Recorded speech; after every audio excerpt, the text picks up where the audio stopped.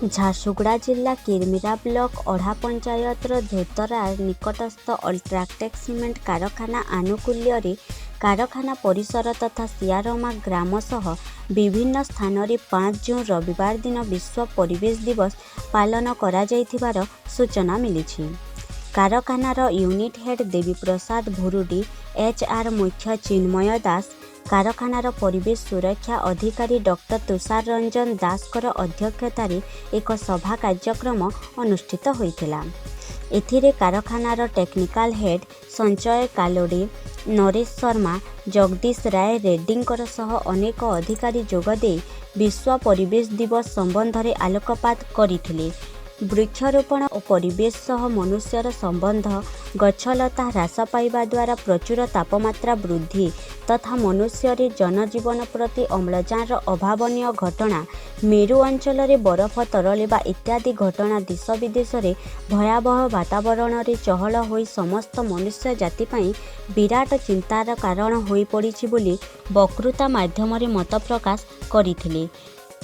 ବୃକ୍ଷରୋପଣ ହିଁ ଏହାର ପ୍ରତିକାର ଅଟେ ବୋଲି ସମସ୍ତ ବକ୍ତା ଅଧିକାରୀ ମତ ପ୍ରକାଶ କରିଥିଲେ।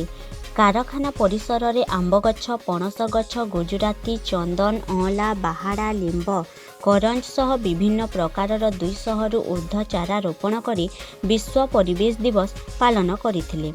ସେହିପରି କିରମିରା ବ୍ଲକ ବନ୍ଦପାଲି ପଞ୍ଚାୟତର ସିଆରମା ଗ୍ରାମରେ ସ୍ଥାନୀୟ ସରପଞ୍ଚ ତପି ମରେଇଙ୍କର ଆତିଥ୍ୟରେ ସମସ୍ତ ସ୍କୁଲ ଛାତ୍ରଛାତ୍ରୀଙ୍କୁ ନେଇ ପରିବେଶ ସମ୍ବନ୍ଧୀୟ ରେଲି, ଡ୍ରାଇ ତଥା ସ୍ଲୋଗାନର ପ୍ରତିଯୋଗିତା କରାଯାଇଥିଲା। କାର୍ଯ୍ୟକ୍ରମକୁ କାରଖାନାର ମୁଖ୍ୟ ସୁରକ୍ଷା ଓ ପ୍ରଶାସନିକ ଅଧିକାରୀ ସୁଶାନ୍ତ କୁମାର ମହାପାତ୍ର ପରିଚାଳନା କରୁଥିବା ବେଳେ ଉନ୍ନୟନ ଅଧିକାରୀ ସୁଶାନ୍ତ ଦାସ ପ୍ରମୁଖ ସହ ସଞ୍ଜୀବ ଚୈନି, ମନୋଜ ସିଂ, ନଟବର ବାଗ, ସୁବ୍ରତ ବାଗ ସହ ବହୁ କର୍ମଚାରୀ ସହଯୋଗ କରିଥିଲେ। ସେହିପରି ସୁନ୍ଦରଗଡ଼ ଜିଲ୍ଲା ହେମଗିରି ବ୍ଲକର ଝାରପଲମଠାରେ ମଧ୍ୟ ପରିବେଶ ଦିବସରେ ବୃକ୍ଷରୋପଣ କାର୍ଯ୍ୟକ୍ରମ ଅନୁଷ୍ଠିତ ହୋଇଥିଲା।